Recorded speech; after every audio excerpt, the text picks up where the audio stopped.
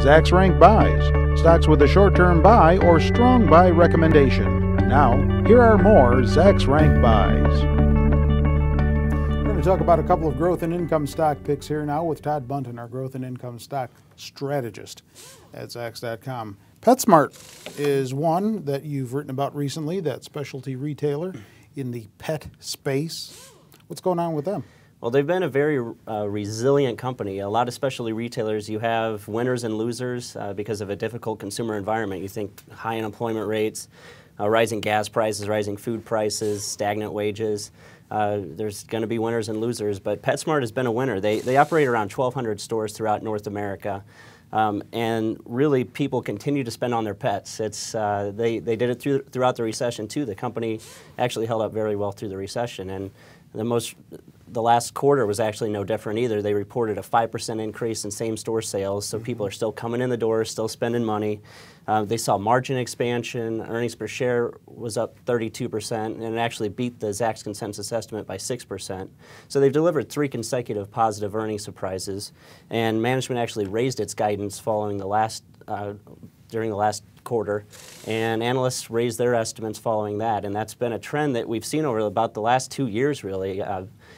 PetSmart has been delivering better than expected results, and analysts raised their estimates, and they've consistently raised, as you can see in the price and consensus chart. So it's a Zacks #2 rank buy, and analysts project that this growth is going to continue throughout 2011 and 2012. They're currently projecting 22% earnings per share growth this year, 15% growth next year.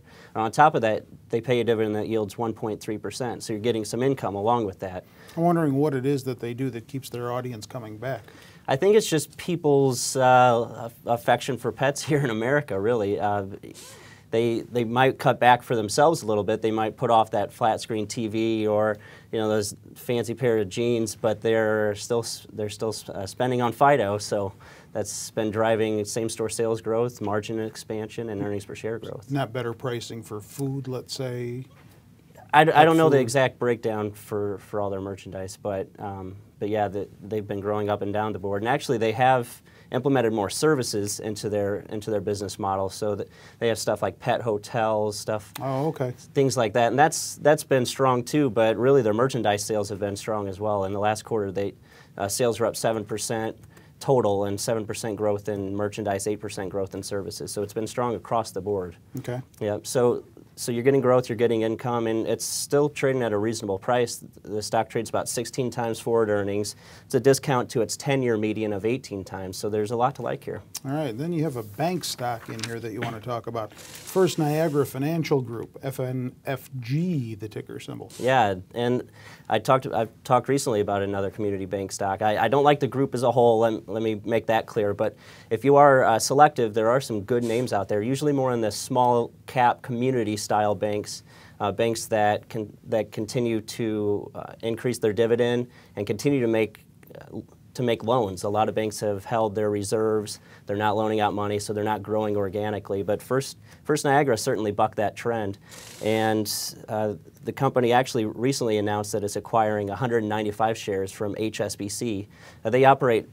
The branches that they're acquiring are in upstate New York and Connecticut, which is right where First Niagara is located, as you can probably tell from their name. They operate in upstate New York. They have some Pennsylvania branches, and also Connecticut and Massachusetts. So around the Niagara Falls area. That's right, yep. Okay. Yep. So they're growing organically, and they're also growing through acquisition, and analysts have been raising their estimates as the company's delivered some solid earnings surprises over the last couple quarters.